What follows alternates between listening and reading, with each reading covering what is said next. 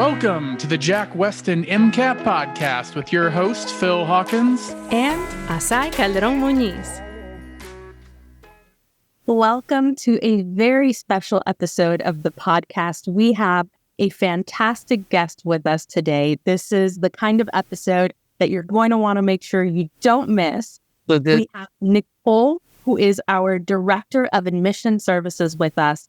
She's been on with us before, is a fantastic person to work with, a fantastic resource for students. And today we're going to be talking about one of the most important components of getting into medical school, and those are your interviews. We know that they're something that a lot of students struggle with, get nervous about, but also recognize that they're incredibly important. And Nicole, you are here to chat with us, to chat with our students, and we are so grateful to have you on today's podcast episode.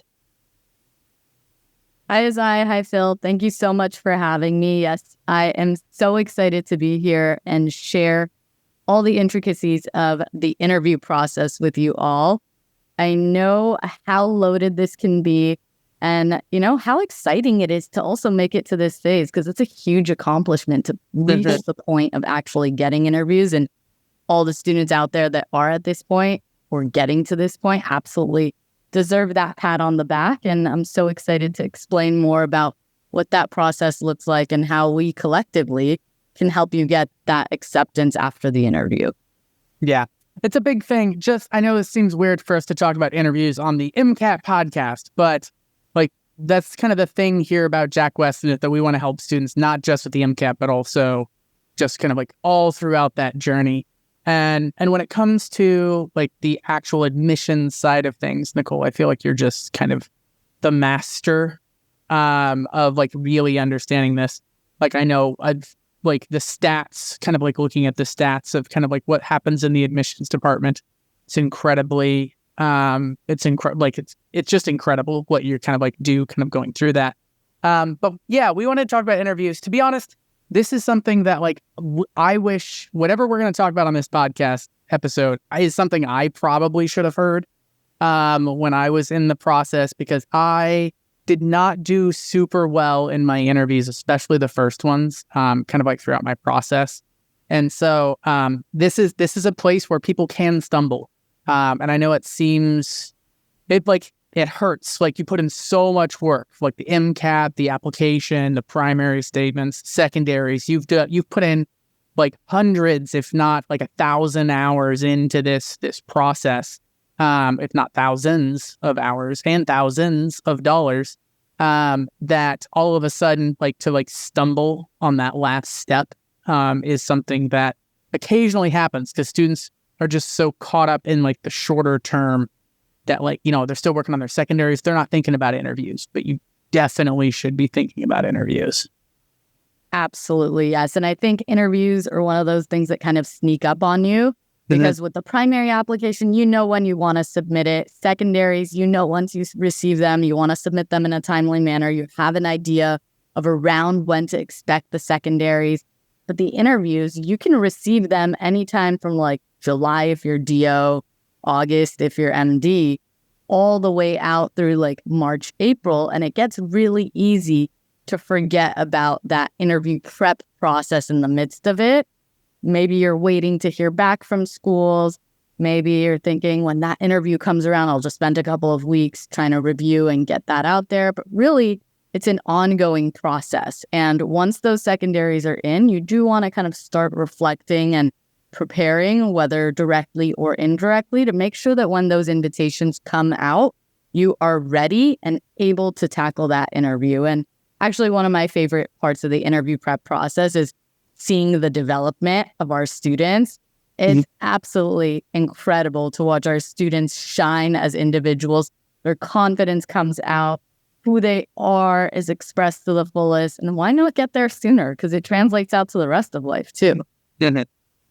Yeah, that's such a great point about it being a place for students to grow, and also something that is really easy to forget it's coming, especially for students that are still in school and are in the middle of a semester when they start getting interviews. And like you said, you don't really know when they're going to come. I remember just kind of thinking back some time ago, it's really easy to find yourself in a situation where you have exams coming up or papers due, and all of a sudden that invitation that you've been waiting for so long comes in. And so something as simple as staying on top of your schoolwork, and even if you have the bandwidth for it, getting a little bit ahead can make a huge difference in allowing you to have the time to prepare for interviews, to have that ongoing process, and to be able to see that growth that you're talking about, Nicole, because at the end of the day, it really is like the strategies in cars, a process that you have to keep practicing in order to really be your best version at. Absolutely, yes. It's like you shared, like there's so many other life commitments that students may have, whether it's like Azaii, your tests and academics that you had in that moment. For others, it may be like family obligations. We've seen students that had to modify work commitments around their interviews. So the more you're prepared, the earlier you begin that prep process, the more you'll also be comfortable with modifying the interview date based on your schedule and your commitments as well. If the interview needs to be a week earlier or a week later, but you've already been prepping for months and you have the content down, it's just a matter of executing for that specific school, you're more likely to be flexible and still allow yourself to shine if you've started preparing earlier, and then you can also allow it to navigate around your commitments. Yeah, just taking a moment to talk about horror stories with this. Like, I know I've already shared, I did not do my interview system well. Like, I think I did, like, MCAT, great. Like undergrad went well. My primary application was fantastic. Secondaries, I didn't plan for them. And so they all took much longer than they should have. And I ended up being like on the deadline for all of them. And so I didn't start interviewing until like first interviews, I think were like in mid-November, which is a little bit late.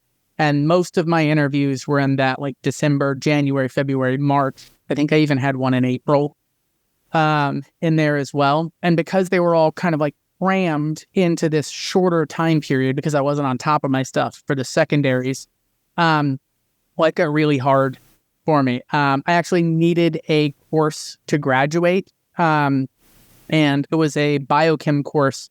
And that professor also, he's like, listen, like we have quizzes every Friday. And I like went to him like, listen, like I'm looking at my interview schedule. Like I'm gone like every Friday for like several months. And like, it's like he records the class. I'm like, I'll watch the recordings. He's like, no, you're just getting a 0 on all the quizzes. Like if you're not here. And I'm interviewing for med school. Like this is not something that I can just not do. And so like ultimately I ended up dropping the class because like the best I could do was like if I got 100% on everything, 20% of the grade was quizzes. And I'm like, I'm going to get an 80 if I get 100% on every single thing in that course. And so I'm like, I have to drop this class and try to take it like over the summer and try to like find a way to take it.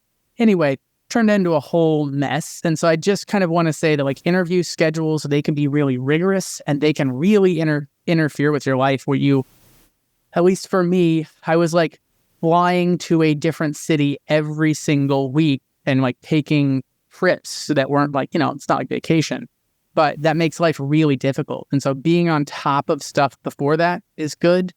And because my process was so chaotic, I was not like prepping properly for the interviews because everything was just so crunched into a short time frame, academics and work and all those things, trying to juggle all of those.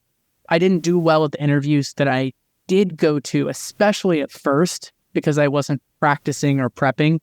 And so I talk about this often that like the first 5 schools I interviewed at, I got immediately rejected from them. And I think it's just because I did not interview well. The last 5 schools I interviewed at, I got into all 5 of them.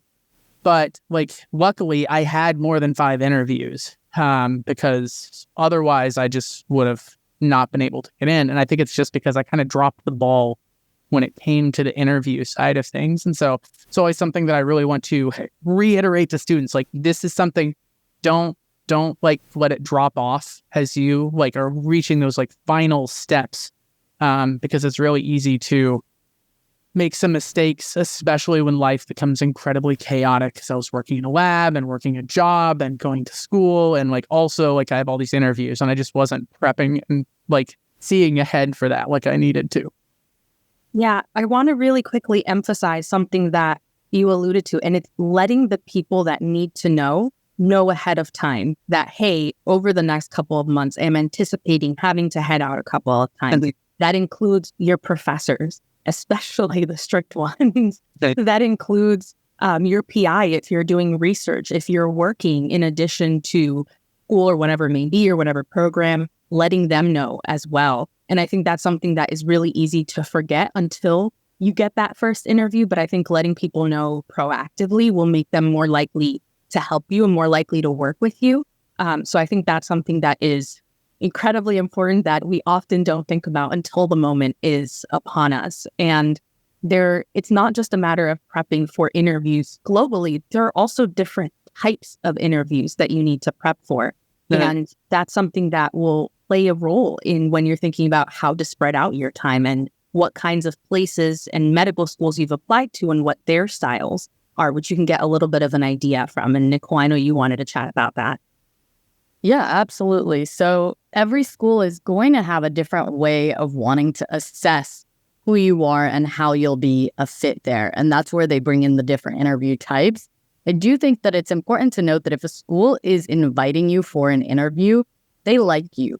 They want to learn more about you. And this is kind of that final step to make sure that you're a fit for them, they're a fit for you, and that if they accept you, you'll get along with the campus culture there, the students there will love you, you'll be able to encourage your peers and fully take advantage of the opportunities available there to become a great physician down the line. So they want to know that you'll be a great student, you'll be a great contributor to the field of medicine down the line, you'll make a great physician. So keep in mind, again, if they're inviting you for an interview, they want you there. They want to see you succeed. And this interview and tailoring your experience to the interview type that you have is going to be very important to make sure that you are putting your best foot forward. I can't tell you how many times students had been ready for one type of interview, preparing for that type. Last minute, they get a new invitation that's a week later. It's a completely different type of interview that they had not been ready for. And it threw off the entire prep process. So even though you may not hear these terms very often or very early on, it is still something to think about and start preparing for so that you're ready to go. The one that most of you would probably be familiar with is the traditional interview. So that's like the most standard, like one-on-one interview that many of you have probably had in other settings over the years as well. These questions are usually going to be a lot more of the standard questions that you'd expect that tell me about yourself, why medicine, share a strength, share a weakness, things of that sort. You may get some scenarios in there, like tell me about a challenging time, tell me about a time that you failed and how you overcame it, things of that sort. But typically, it's going to be more of the standard questions that you would expect in an interview. As you're running through these, make sure you're reviewing your application so that you're able to get an extra reminder of what you've done over the years. I know you spent months on that app, but it's really easy to forget when you've been so focused on the nitty-gritty of it. So remember your experiences, remember what you've done, take the time to write down examples within each of the experiences that you've had so that once that interview comes about, you feel comfortable. Make sure that for that traditional interview, you've also done your research on the school so that you're able to show them exactly why you want to go there and why you'll be a good fit. So again, this is incorporating what the program offers and the experiences that you've had. There are a couple of other interview types, but I want to see if Azaii and Phil want to jump in here first. Yeah. I see some happy faces, and I'm like, let's touch on this first. I mean, there's so much to talk about with interviews. Like one is the adapting your interview to the school you're going to and to the people that you're interviewing with. You don't want to just while it is important to practice, and I know we'll talk about this here in a little bit, don't just I'm always going to say this, right? And this and this and these words and just to the point where it doesn't even matter who's there. You could be standing in an empty room and the interview would be exactly the same for what you're doing. But also just kind of being aware of your resume. And I think this is one of the things that I messed up on with my first interviews where, I was just so in the zone with the primary application and secondaries and going through all of that and I reviewed all of that. And essentially in the interview, I was just saying the exact same information. And like, I wasn't giving them any more information. I'll be honest, the first several interviews, I was so afraid, like the mindset that I went into this with, and this is not the correct mindset to go into interviews with, was that I just need to not say something wrong and they'll let me in, right? I was so careful, and I was kind of like trying to answer less because I was afraid I was going to say something wrong at that point. And then they'd be like, okay, they're out. And so I'm like, if I say as little as I can, the better off I'm going to be in that scenario. But that's not the scenario. Like you said, if they like you, if you have gotten to that point, like on paper, you fit. And so their goal is to figure out, like, is this somebody that we want to represent this school? Is this somebody that we want to represent medicine? Is this somebody we want to work with, like, for the next several years?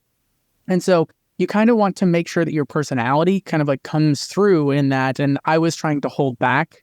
And so I noticed, Nicole, you said like go and like look through like your experiences and all of that and make sure you have an example or a story, because they may ask about that and like have an idea of like, if they ask me about this thing, what do I have that's kind of interesting to talk about that? If they ask me about like the volunteering that I did with like teaching underprivileged kids over the summer, like what do I have? Like, do I have any stories or interesting anecdotes or anything like that? It's kind of fun and cool to talk about with that, and just kind of like going through that and realizing that during the interview process, they're looking for more information from you. Not do they remember what they wrote? That's not the test. Like that isn't what they're doing here. And they're trying to figure out some more stuff about you. I think it's important to keep in mind that at that point where they're interviewing, you're good enough to go there. They just want to make sure it's a good fit at that point. Yes. I have so much to say. Yeah. I think one thing that can be helpful if you are still in touch with the advisors at your schools, find out if there are any of the alumni that have gone to the school or have interviewed and done well at the school that you're going to be interviewing at.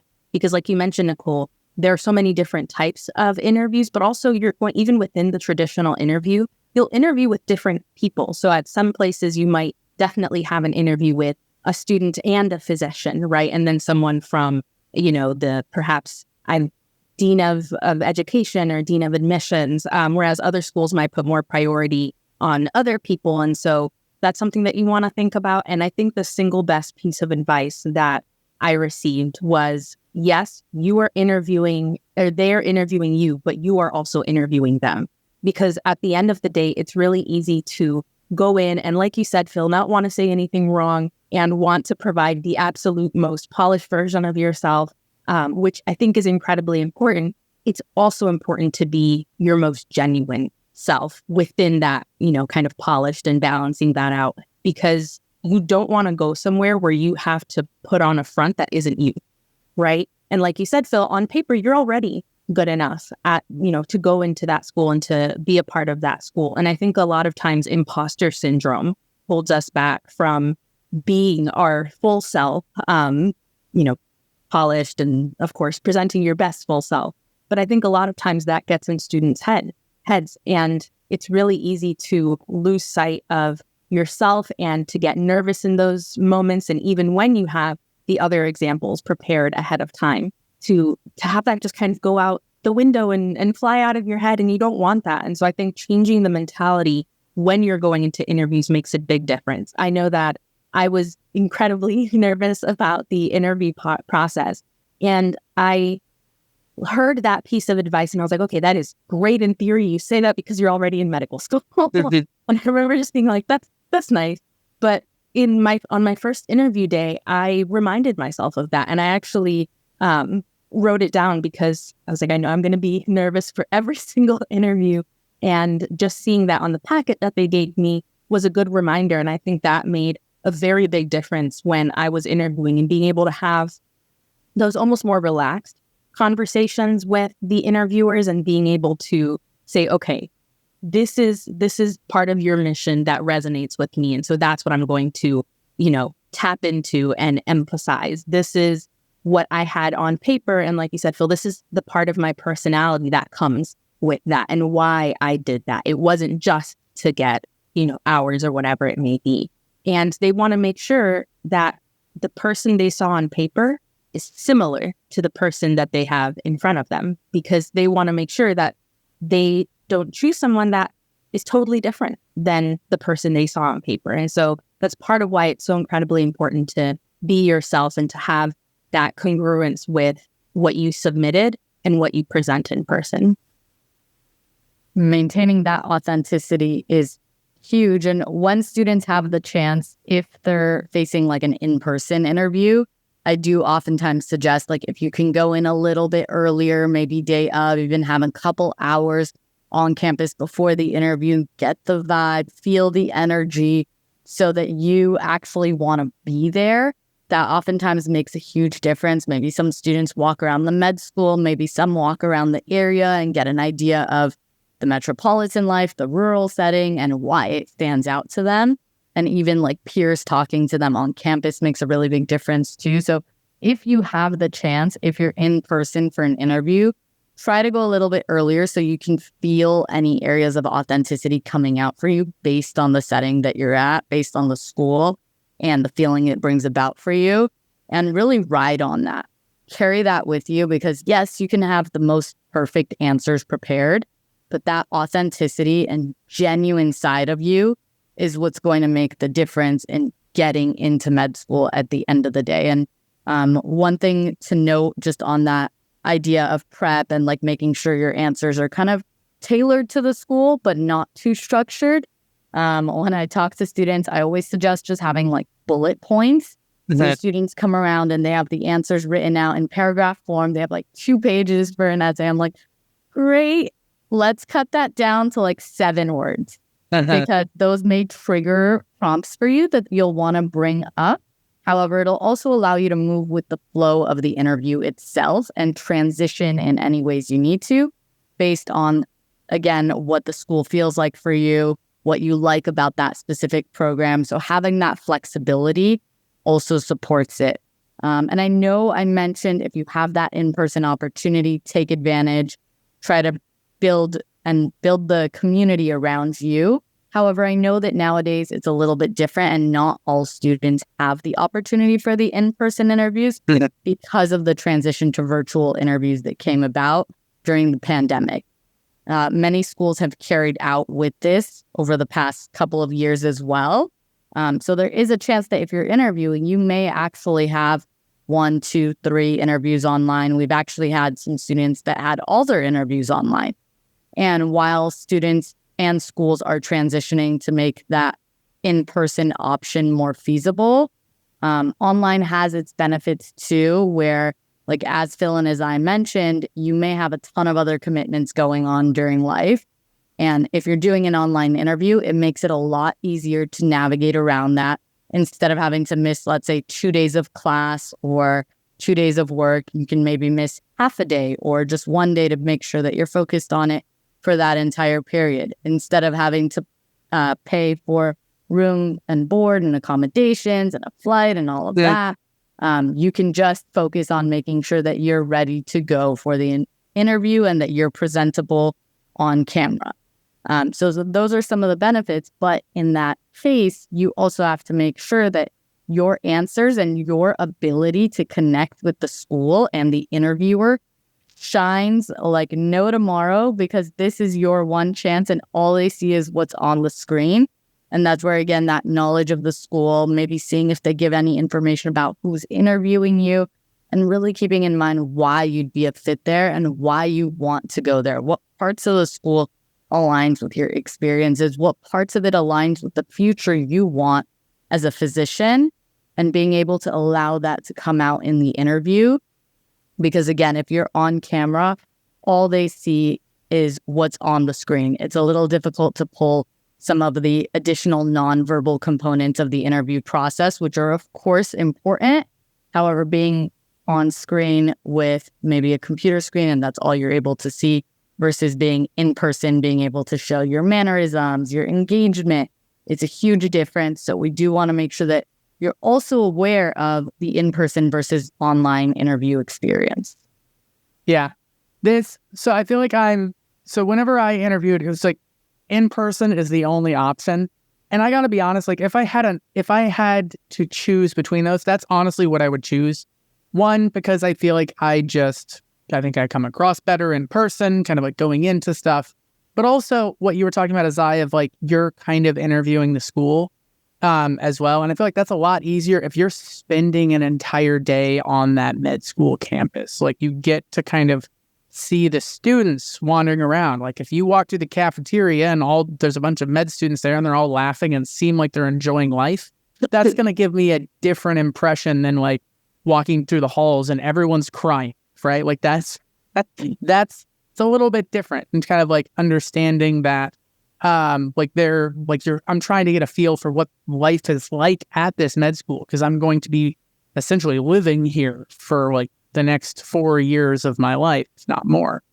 And so I think that traditional interview, I personally liked better, but I think honestly, if I had the option to do some virtual, I would have done some virtual, because there was like, my life just became so hectic that there ended up being schools I didn't interview at just because I didn't have the bandwidth to be able to do that. And I applied to a bunch of schools and I had a bunch of interviews, but that like, it was so hectic that was hard.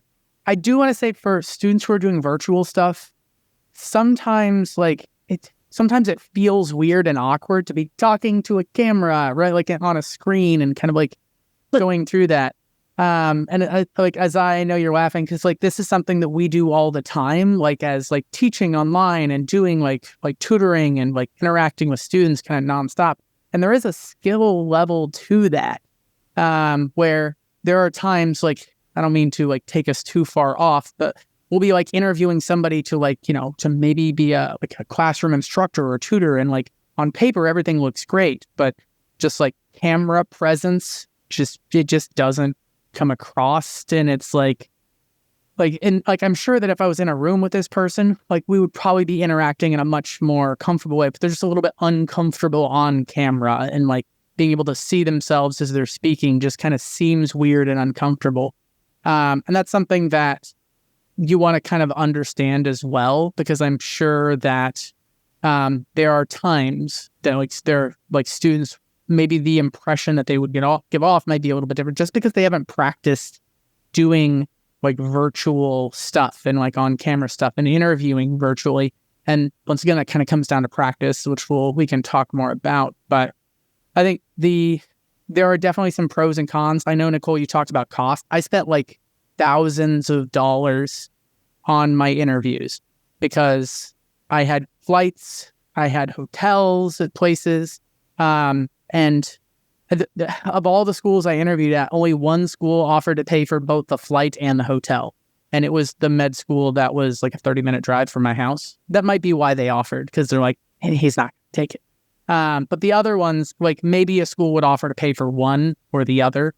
But I would literally spent like, I think over $5,000 just on lodging for those interviews.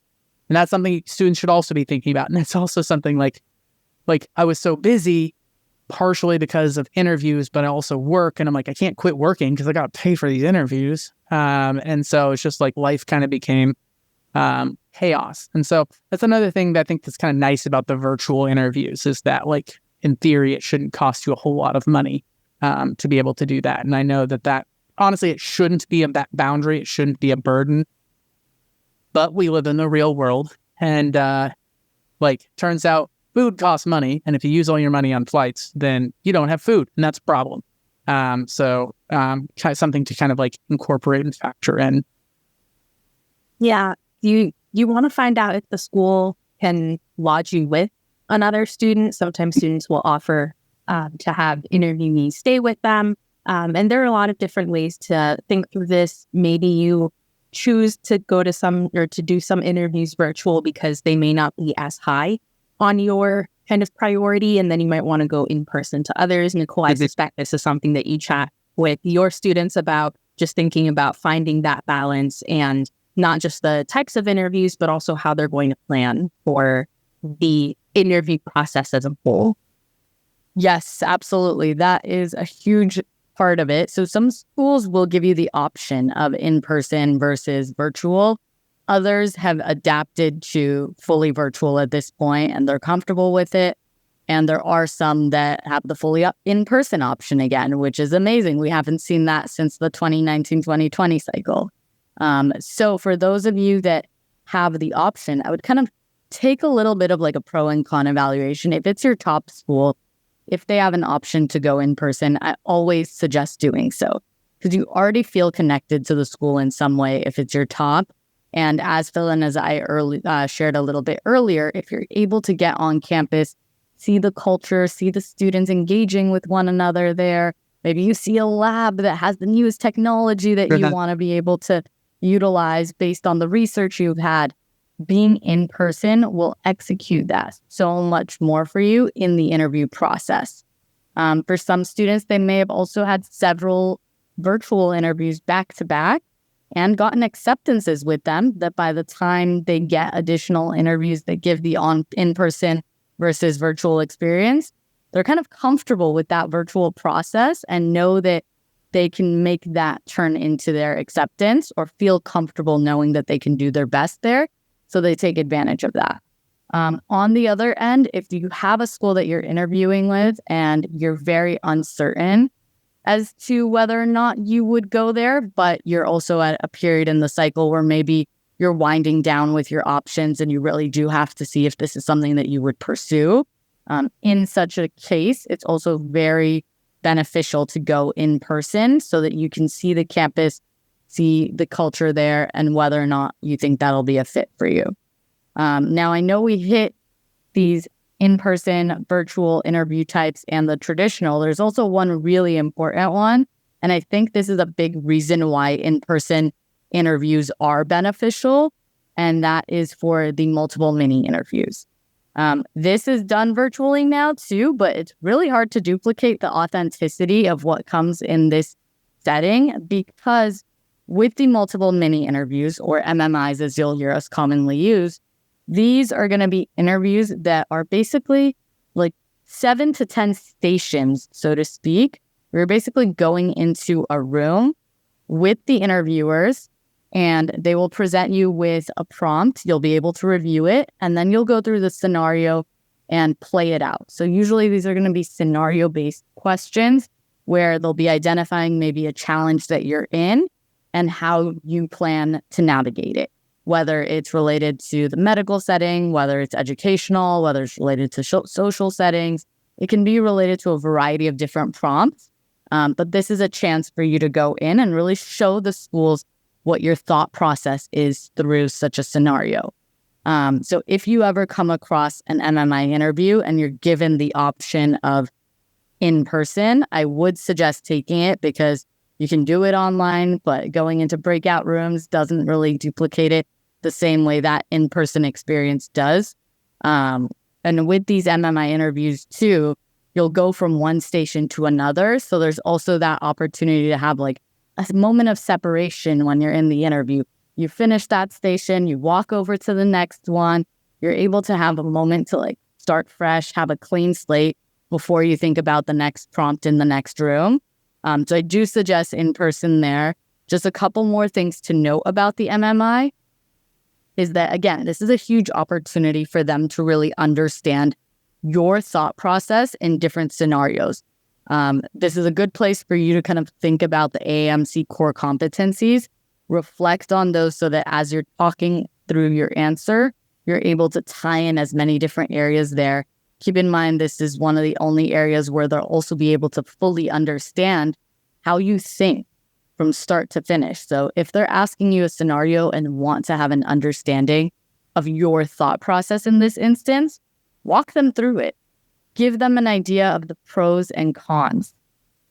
I like to tell our students to navigate if-then statements. So what that looks like is basically identifying like, if this happens, then I will respond by doing this.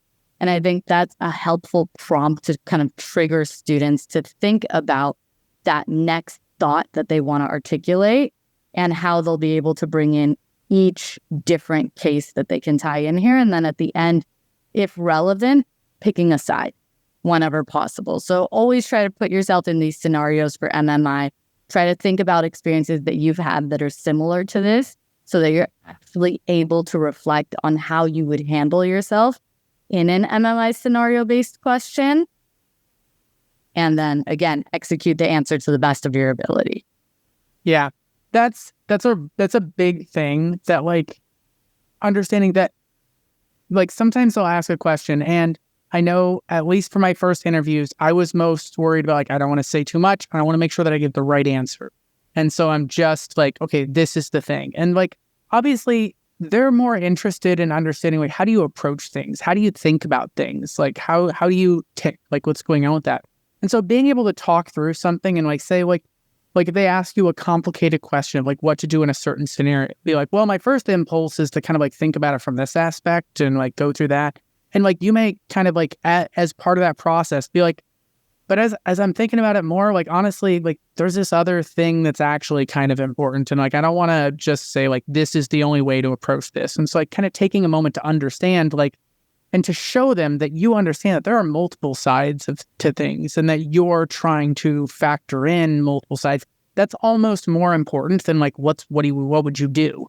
Like to show that you will think critically about this and like kind of go through, because as a physician, you're going to be in a point where you're going to have some control over some scenarios on like how patients are being treated and things like that. And so they need to know that you understand nuance. You understand that there are things and different sides to stuff. And so at least for me, once again, in like those first interviews, I was so afraid of saying the wrong thing that I would like, if I started down a path, I'm like, well, I can't take that back. Now I got to double down on this and like make sure they're like, this is the thing and this is the only thing that matters. And like, no, like show that you're thinking, show that you're going through that. And I think doing that is actually almost more important than whatever the right answer is, because they're specifically asking you stuff that might not have a right answer, that it is a complex scenario. And it's just like another just like general thing. And that's why it's important not to have just like a canned answer as well. You want to show them that you're thinking, show them that you're going through this. And that probably seems really scary and like a lot of pressure. Like, wait, there's not a right answer. And like, there's like, just tell me what the right answer is and I'll say the right answer. And like that feels more comfortable, but they're trying to see if you're a good fit, right? And like the way that you approach things is all like just as important, if not as like what's the solution you get to, is the approach is integral. Yeah, there's the MMIs have opportunity for you to excel and show who you are in different ways than the traditional interviews do. And I think, Phil, like what you're saying, there won't usually be a correct answer. Yeah. And so having canned responses is not a good way to go about this. You want to be prepared. You want to have an idea of what you would say, but in the moment, it's almost like you have to let your guard down a little bit in order to be comfortable enough to process out loud. And the school that I did an MMI at, I can tell you the exact location. Like I remember the corridor where the stations were. And at the very end of the corridor on the right-hand side was where I had an interview where letting my guard down a little bit in terms of that conversation and being comfortable processing out loud. Actually, the person, when we finished interviewing and the time finished, said, "Oh, I wish we had some more time to talk about this." And that shows it's not a statement on what you say being correct or incorrect. It's on being comfortable enough to be authentic, process out loud, recognize, oh, that makes sense. Wait a second. Actually, like you said, I wouldn't just stick with that. I would also consider this other thing. And one of the cool things about MMIs is that you might have an interactive component. I remember that at that same school, same corridor, this time on the left-hand side, it was an opportunity. And what they had us do was create something, two students paired together, and one gave the instructions. The other had to, I believe it was Legos, build something following the instructions of the other person who couldn't see it. And so you were given this image and you had to explain to the other student how to build it. And that's something that requires a lot of, good communication and being willing to work on a team. And that test and almost interviews a different aspect of who you are. And so recognizing that there are going to be small variations can be really powerful and help you almost take back control and agency of the interview process and help decrease some of that anxiety that can come with it. Yeah. Letting your guard down is important. And like, I know that sounds like that feels weird and strange, but I think that's why my later interviews went way better, is I had done enough interviews that I actually started to, like, the first several interviews I did were terrifying. And I was freaked out and like worried about saying the wrong thing and stressed out. But like, as the interviews went on, honestly, they started to become kind of fun, and like having the conversations with the people that I'm interviewing with, where they would ask a question and I'd be like, well, this is kind of like the way, like, what, like they'd say, for example, like, what do you think is the biggest problem facing medicine in the future? And I would go into kind of like this is actually something that I kind of see being an issue. It's kind of an issue now, but I feel like it's a growing issue, and kind of like going into that, giving my kind of thought process.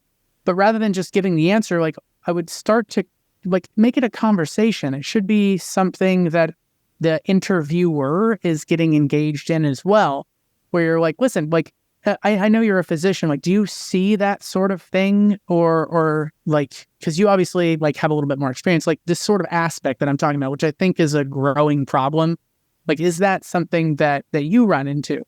Like, for example, they'd ask, what do you think is the biggest problem? And I'd be like, understanding like the knowledge divide between patient and physician, and misinformation, kind of like being spread, where patients are getting information from bad sources.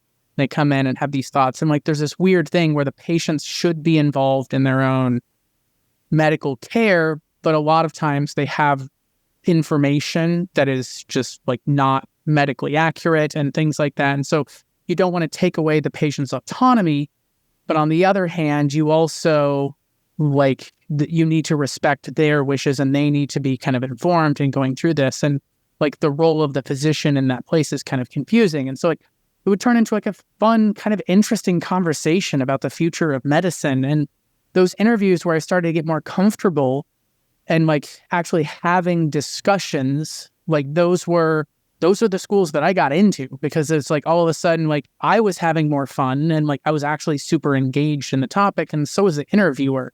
And so like thinking about that, it's important to kind of let your guard down. And like in all those interviews, I'm like, I'm not afraid to be wrong in these cases. Like, I think this is the way I see it, but I might be way off base here. And it's like, do you see anything like that? And like you're thinking, they're like, yeah, just had a patient this morning. They're like running through that. And it's like all of a sudden, it becomes a much more interesting, engaging experience, not just for you, but for them. And it's like, honestly, can become fun rather than terrifying. But that only kind of happens when you let your guard down. But just being aware of that and understanding how to do that is kind of difficult. And have practiced and prepared. Yes. Yes. Yeah. Yes, I think practice is a huge point of emphasis that comes in here, because the more you have an understanding of yourself, of why you want to pursue a career in medicine, of what the newest, like Phil said, like newest policies are, newest technology advancements are, challenges that we're facing in the field, the more you have an understanding of it, the more you're able to speak from a place of passion and really just out of interest. And that is what the interviews love seeing. The same way Phil shared his personalized interview experience and engaging the interviewer, Azaii, you too. We've seen the same thing with our students as well. The ones that have the best interviews are the ones that come out saying like, I didn't talk that much about myself, but like we had a whole conversation about this other thing, and they spoke about how happy they were to be able to share this with someone. And those are the ones that really stand out, because you're relatable and the interviewer wants to get to know you. And if they want to get to know you, the chances are they're going to want to have you there so that they can learn more about you and see more of that. So the more you prepare in advance, the more mock interviews you run through, the more confident you'll be able to be in that actual interview setting. Yeah. I think it's especially useful, like if you can get an opportunity to practice interviews with somebody who doesn't know you. And Yes. like, I know that is a lot harder to do But like when I'm talking to somebody like a friend, like they kind of know me. And so they know like the way that I think and the way that I approach things. But like if I was talking to a stranger and the way that I said an idea, like words matter and like they may take it different, right? And this, like to stick with the idea that I was just saying, like that was a question that I got like a couple of times based on like, what do you think is a big problem facing medicine? And like that, honestly, I do even today think that's a problem and it's kind of a growing one. But I know that when they first asked me that question and I hadn't practiced in those first interviews, right? Like ironically, I was so afraid of saying to like hold back and speak less. And so I was afraid I was going to say something wrong, but I still hadn't practiced like, how would I word this? That I would like, it would come across as like, well, patients don't really know what they're doing. They don't know what I'm like, that comes across very differently. Like patients just don't understand medicine like that. Like that's not really the way, just like they're running into misinformation. And like, obviously we can't expect every patient to go through 4 years of medical school. And like, that's unrealistic. And like, but like there's a fine line of like figuring out how to word things to make sure that the idea is actually kind of coming across like your actual idea, not just, it's somehow getting kind of twisted around. And I feel like if I was talking to my family or my friends or something like that, and they're like, say like, what do you think is a problem facing medicine? And like kind of going into that, but they know me and they may have heard me talk about this idea before. And so they're like, yeah, that makes sense. And because they're looking at me and they already know me enough that they're looking through their lens of their interpretation of me. But if I'm talking to a stranger, like they may be like, ooh, you need to figure out a way to reword this. I'm like, I'm not sure if the idea that you're trying to get across is the idea that you're getting across. The idea I'm getting across is like, we need to better educate patients. And what it comes across is, I think patients are stupid and you shouldn't listen to them. And like, that's totally the wrong idea of what I'm trying to get across with. And so practice is really big on that, like figuring out how you can word things in a way to get the right ideas across of how you're grappling with them, but also just getting comfortable with it as well. Because if you're trying to do both of those things for the very first time, like that, it's nerve-wracking, it's exhausting. And once again, that's why I bombed my first several interviews. And it was really scary because I remember like one of the first interviews I went at, they're like, oh yeah, we've already accepted 80% of the class. And I'm like, this is my first interview. And that's a little bit terrifying. So, I know, Nicole, that you guys do tons of practice stuff with the admissions department. Do you have any like last kind of things to mention about the admissions? Yes, absolutely. So we love running through mock interviews with our students, as we shared throughout the entire session today. It is so important to practice. Practicing is the best way to get to those responses that are seamless for you, that come out naturally, and that make the interview day fun and an experience where you're actually going in, looking into why the school is a fit for you, as opposed to the other way around. So we highly, highly suggest mock interviews. We work with our students on mock interviews anywhere from the moment they submit secondaries because they want to begin preparing and have a good idea of what's coming. Or if they're waiting for interviews a little bit later in the cycle, we may start mock interviews with them around October, November to make sure that they're ready to go for those interviews in January, February, March. And then, of course, tailoring the interview experience based on the specific needs of that school and what the interview expectations are. So if they require a traditional interview, an MMI interview, if they're known to throw in challenging questions about, let's say, failures, making sure that we're running through those with you and providing a tailored experience so that you're able to do the absolute best possible when that actual interview comes around.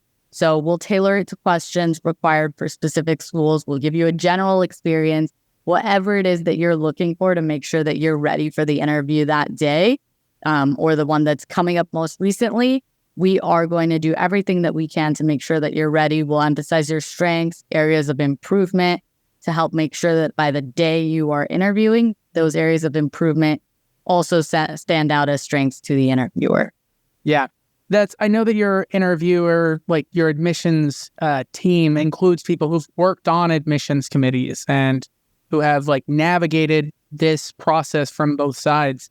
I think just that level of insight is incredibly useful. People who have been involved in this.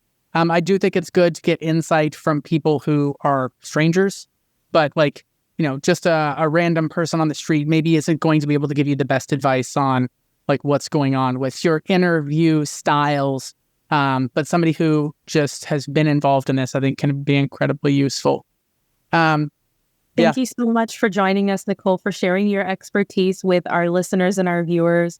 And if you want to get in touch with Nicole, find out a little bit more about admissions, head over to the Jack Westin website, meet with an academic advisor. But we are so grateful to have had you on today and to hear all of your fantastic tips.